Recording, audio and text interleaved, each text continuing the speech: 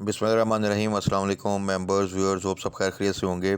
आज की वीडियो में एक तो जी मार्केट की आज की परफॉर्मेंस डिस्कस कर लेते हैं और कुछ स्टॉक्स एनालिसिस कर लेते हैं, क्योंकि बहुत से स्टॉक्स हैं जो कि एक अच्छी स्विंग ट्रेड दे रहे हैं और प्रॉफिट टेकिंग का चांस भी दे रहे हैं।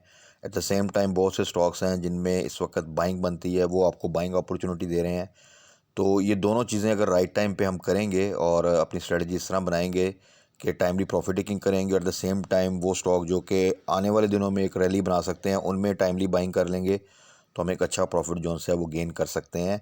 प्लस ये कि मार्केट क्या एक आगे एक करेक्शन के बाद फर्दर एक रैली पॉजिटिव साइड पे बना सकती है, या अभी भी वही वॉलेटिलिटी जोन सी है जो कि हम काफ़ी अरसे से जो सा फेस कर रहे हैं वो चलेगी। क्योंकि जब ये मार्केट ने 41,000 से एक डिप लिया था, आपको याद होगा 38,400 तक मार्केट जो है चली गई थी और वहाँ से फिर इसने बाउंस बैक किया।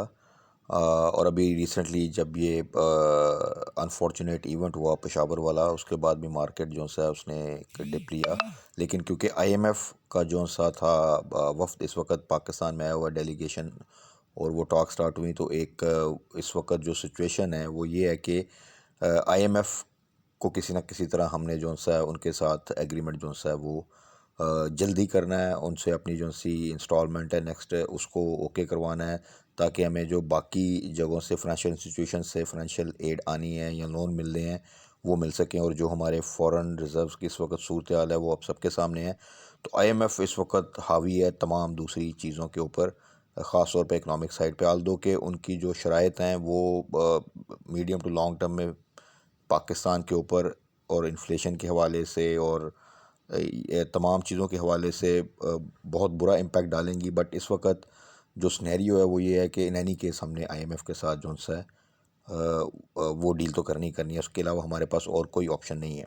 तो इसलिए आईएमएफ के साथ अगर चीज़ें पॉजिटिव साइड पर जाती हैं, जो कि लग रहा है कि अल्टीमेटली इंशाल्लाह चली जाएंगी, तो वो जो एक इस वक्त एक सिचुएशन में हम हैं जिसमें तो डिफ़ॉल्ट की बातें हो रही होती हैं और रिज़र्व्स हमारे पास बहुत कम है, इंपोर्ट बिल एक महीने से भी कम के पैसे हमारे पास, एलसीज़ का जो इस वक्त इशू चल रहा है, तो ये तमाम चीज़ें शायद आने वाले दिनों में बेहतर हो सकें।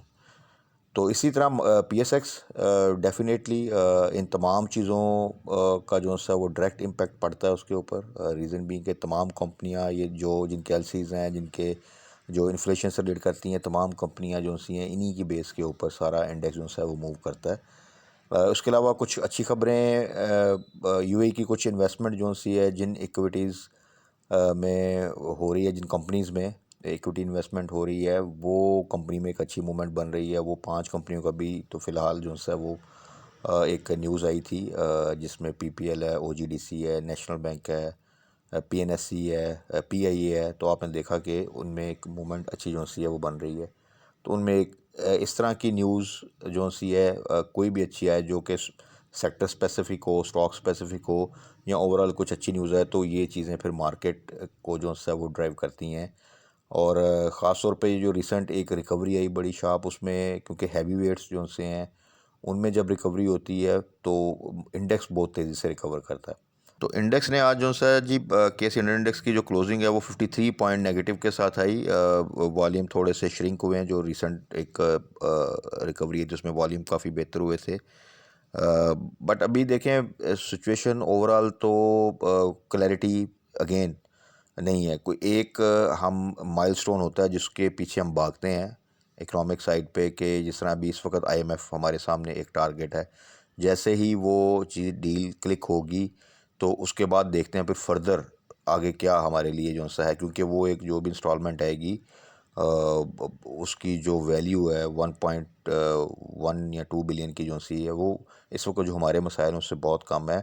उसके बाद आगे जो हमारे साथ कमिटमेंट्स थी उधर क्या पेशरफ्त होती है तो वो फिर आगे फर्दर डिपेंड करेगा। बस हमारे पास कोई लॉन्ग टर्म इकोनॉमिक प्लान क्या है, कोई आगे जाकर कोई इन्फ्लेशन में बेहतरी आ सकती है, कुछ हमारी जो एक्टिविटीज़ हैं प्रोजेक्ट साइड पे, जो हमारी फैक्ट्रीज़ हैं जो इस वक्त प्रोडक्शन में लार्ज स्केल मैन्युफैक्चरिंग है, उसमें आने वाले दिनों में क्या उनके आगे रिजल्ट्स बेहतर आएंगे, कुछ एक्टिविटीज़ इस तरह की होंगी, तो वो फिर तमाम चीज़ें फर्दर एक मोमेंटम बनाती हैं। अदरवाइज़ ये एक शॉर्ट टर्म जंप रिकवरी या गेन आप कह सकते हैं वो होता है। उसके बाद फिर जो सा मार्केट या तो डल फेज़ में चली जाती है या खुदा न खास्ता अगर कोई बैड न्यूज़ आए या कोई क्राइसिस आए तो फिर वो दोबारा से डिप ले लेती है। तो इस तरह की सिचुएशन में बहुत ज़रूरी है कि हम जो सा है वो टाइमली अपने डिसीजंस लें स्टॉक मार्केट में, पीएसएक्स में, अपने स्टॉक्स में, और पैनिक और ग्रीड दोनों को जो सा है वो अवॉइड करें। तो फिर इंशाल्लाह ताला ये है कि इस वोलेटिलिटी में भी कुछ ना कुछ जो सा है हम गेन कर सकते हैं और अपने आप को लॉस से भी बचा सकते हैं। तो आज भी कुछ स्टॉक्स को डिस्कस कर लेते हैं, टॉप 10 वॉल्यूम लीडर्स को। उसमें डिफरेंट सेक्टर्स के स्टॉक्स हैं, अच्छे स्टॉक्स हैं। कुछ स्टॉक्स हैं जिनमें काफ़ी अरसे के बाद अच्छे वॉल्यूम जो से हैं वो आए हैं, ख़ासतौर पे एएनपी सेक्टर में, जो कि इंडेक्स को काफ़ी सपोर्ट भी कर रहे हैं। तो उनमें हमारी क्या स्ट्रेटजी होनी चाहिए, किस स्टॉक में हम प्रॉफिट टेकिंग करनी चाहिए, किस स्टॉक को हम बाय कर सकते हैं, ये थोड़ा सा डिस्कस कर लेते हैं। तो उसमें सबसे पहले है जी पीपीएल। पीपीएल जो सा है काफ़ी अरसे के बाद इतने अच्छे वॉल्यूम जो से हैं पीपीएल में देखने को मिल रहे हैं। और ईएनपी सेक्टर में पीपीएल ओजीडीसी ने, जो कि काफ़ी सालों से काफ़ी लो साइड पे ट्रेड कर रहे थे, अभी रिसेंट मंथ्स में एक अच्छी रिकवरी दी। और उसमें जब ये तकरीबन 60 से नीचे चला गया था तो वहाँ से अगर आप देखें जिन दोस्तों ने भी बाय किया था तो उनके लिए तो प्रॉफिट टेकिंग बिल्कुल बनती है कि वो यहाँ पे करें। और इसने रिसेंटली भी अगर आप देखें तो यहाँ से फिर दोबारा जब ये मार्केट ने एक डिप लिया था तकरीबन 2000 पॉइंट का, तो वहाँ पे ये दोबारा से जो सा है अगर आप देखें तो इसने भी एक शार्प डिक्लाइन ओजीडीसी और इसमें आया और दोबारा से, लेकिन इन्होंने फिर अच्छा बाउंस बैक किया। तो 75 to 80 के दरमियान जो सा है एटलीस्ट पार्शियल प्रॉफिट टेकिंग, या फिर ये है कि पीपीएल में जो सा है वो अब इस वक्त जो सा है 75 का स्टॉप लॉस रख के होल्ड करें तो वो बेहतर है। जिन दोस्तों ने भी 65 से नीचे जो सा है इसको बाय किया हुआ है तो वो बेहतर है, फिर दोबारा जब डिप आए तो वहाँ पे इसको दोबारा बाय बैक कर सकते हैं, टारगेट कर सकते हैं। ओवरऑल अगर देखा जाए तो इसमें पोटेंशियल है, अगर आप इसको होल्ड करना चाहते हैं एटलीस्ट 3 to 6 मंथ, तो ये इस दफ़ा अगर मार्केट थोड़ा सा सपोर्ट करती है तो ये दोबारा 100 को जो सा है टच कर सकता है, उसको क्रॉस भी कर सकता है depending upon the market situation. लेकिन इस रैली बनाने में काफ़ी दफ़ा जो सा है वो करेक्शन भी आएगी और अपसाइड मूवमेंट भी बनेगी, तो उसमें अगर आप प्रॉपरली थोड़ा सा ट्रेडिंग भी साथ साथ रखें तो एक अच्छा प्रॉफिट गेन कर सकते हैं। उसके बाद आ जाएं जी पीआईए पैनी स्टॉक काफ़ी अरसे से डाउन साइड पे पड़ा हुआ था, बट ये जो न्यूज़ आई है अभी कि जो हम यूएई को ऑफ़र कर रहे हैं जो कि equity investment in different companies, तो उसमें पीआईए का नाम भी था। तो ये जब आप देखें 2 दिन पहले ये न्यूज़ आई है तो वहाँ से पीआईए में अभी तक तकरीबन अगर आप कह लें तो एक अच्छा गेन जो सा है वो मिल चुका है। बट ओवरऑल अब इस रेट पे 4 से ऊपर थोड़ा सा रिस्की है बाय करना, क्योंकि न्यूज़ का एक इम्पैक्ट जो आना था वो आ गया। और अगर इसकी 1 ईयर रेंज भी देखें तो वो 3.18 to 5.75 बनती है। तो इसलिए बेहतर है कि अगर 4 से नीचे आप इसमें अगर एंट्री लेना चाहें तो वहाँ थोड़ा सा आप बाय कर सकते हैं। तो ये है कि फिर जैसे ही ये 4.5 से ऊपर 5 के पास जाए तो वहाँ पर आप इसमें फिर प्रॉफिट टेकिंग कर लें। उसके बाद है जी गैटम गुल अहमद, काफ़ी अरसे के बाद इसमें भी अच्छे वॉल्यूम्स लगे। Textile sector, cement sector, auto sector, steel sector, ये वो सेक्टर हैं जो कि काफ़ी ज़्यादा डाउन साइड पे हैं ड्यू टू इकोनॉमिक कंडीशंस और जो चैलेंजेस ये फेस कर रहे हैं। अदरवाइज़ गैटम is a very good stock और इसको तो आप इजीली कम से कम 30 to 40 का टारगेट तो कर सकते हैं। बट इट ऑल डिपेंड्स कि थोड़ी सी हमारी इकोनॉमिक स्टेबिलिटी आ जाए तो इन रेट्स पर गैटम जो है वो एक बड़ी अच्छी अपॉर्चुनिटी है। टेक्सटाइल सेक्टर में अच्छे स्टॉक्स में कंसिडर होता है। तो अगर किसी ने हाई साइड पे बाय किया हुआ है तो यहाँ पे बिल्कुल वो डिप पे एवरेज कर सकता है। तो ये एक सिक्योर जो सी इन्वेस्टमेंट हो सकती है, बट थोड़ा सा होल्ड करना पड़ेगा। जैसी चीज़ें थोड़ी बेहतर होंगी तो बड़ी वर्टिकल मूवमेंट इसमें बन सकती है। उसके बाद आ जाए जी एच बी एल ने रिसेंट दिनों में जो है वो अच्छा गेन किया जब बैंकिंग सेक्टर में एक बड़ा अच्छा जो सा एक रैली बनी थी और उसको एच बी एल ने लीड किया था, कैप भी लगे और इसकी क्योंकि वेटेज भी ज़्यादा है तो उसकी वजह से आपने देखा कि रिसेंट जो एक बड़े ज़बरदस्त पॉइंट्स के साथ मार्केट ने जो है वो रिकवरी दी थी। तो उनमें बैंकिंग सेक्टर में ख़ास तौर पे एच बी एल की भी एक अच्छी कंट्रीब्यूशन थी। तो overall H B L in rates पर तो काफ़ी अरसे के बाद अगर आप देखें तो वो नज़र आया। तो पोटेंशियल था, बहुत अच्छे लेवल्स पे था, इसलिए म्यूचुअल फंड के लिए भी एक अच्छा अट्रैक्टिव स्टॉक था और इन्वेस्टर्स के लिए भी था, जिसकी वजह से इसमें एक अच्छी रिकवरी देखी गई। वन ईयर रेंज भी इसके अगर देखें तो वो तकरीबन 60 से 128 की बनती है। तो जिन दोस्तों ने भी रिसेंट जब ये बिल्कुल लो साइड पे था वहाँ पे बाय किया था, तो वो अभी क्योंकि रिज़ल्ट सीज़न भी है और अच्छा रिज़ल्ट एक्सपेक्टेड है, कुछ पे आउट भी एक्सपेक्टेड है, फर्दर थोड़ा सा गेन मिल सकता है। तो वहाँ पर ये कि इसको स्टॉप लॉस के साथ आप जो है ट्रेलिंग स्टॉप लॉस के साथ होल्ड कर सकते हैं। तो इंशाल्लाह ताला उम्मीद है कि फ़र्दर भी कुछ ना कुछ गेन इसमें मिल सकता है। स्टॉप लॉस जो है इसका वो भी आप 68 पे रखें और फिर जैसे जितने पॉइंट्स का गेन आता जाए उसी हिसाब से आप अपना स्टॉप लॉस जो है वो इंक्रीज़ करते जाएं। उसके बाद है जी ओजीडीसी को हम साथ साथ डिस्कस भी करते रहते हैं और इसने बड़ी अच्छी स्विंग ट्रेड दी लास्ट ईयर और अभी भी दोबारा जब भी ये 85 से ऊपर जाता है तो फिर हम यही सजेस्ट करते हैं कि 88 89 के पास जब ये जाए तो वहाँ पे ज़रूर प्रॉफिट टेकिंग जो है वो आपको कर लेनी चाहिए एक दफ़ा। ओवरऑल स्टॉक में बहुत पोटेंशियल है, आने वाले दिनों में एक अच्छा गेन एक्सपेक्टेड है। बट अभी रिसेंटली भी ये 89 से तकरीबन जो सा इसने डिप लिया था, जो एक रिसेंट डिप आया था और वहाँ से दोबारा ये 77 के पास गया था। वहाँ से फिर इसने ज़बरदस्त बाउंस बैक किया है और यहाँ पे आकर थोड़ी रेजिस्टेंस शो कर रहा है। सो जिन दोस्तों ने भी जो हम इसको डिस्कस करते थे साथ साथ स्ट्रेटजी को फॉलो कर रहे हैं तो वो इसमें अच्छी स्विंग ट्रेड जो है वो एंजॉय कर रहे होंगे। और इसको अगर आपने एक अच्छी क्वांटिटी में बाय किया हुआ तो 50% क्वांटिटी को ट्रेड करते हैं और 50% आप लॉन्ग टर्म के लिए होल्ड कर सकते हैं। उसके बाद है जी मैपल लीफ सीमेंट सेक्टर का भी सेम सिचुएशन जो स्टील की है, जो ऑटो की है, जो हम टेक्सटाइल का डिस्कस कर रहे हैं। आल्दो के अगर आप देखें तो कोल प्राइसेस एक ज़माने में तकरीबन 450 तक गई हुई थी, लेकिन उस वक्त क्योंकि प्रोजेक्ट से चीज़ें थी तो सीमेंट सेक्टर इतना डाउन नहीं था। अब अगर आप देखें तो वो तकरीबन 150 के पास आई थिंक आ चुकी हैं।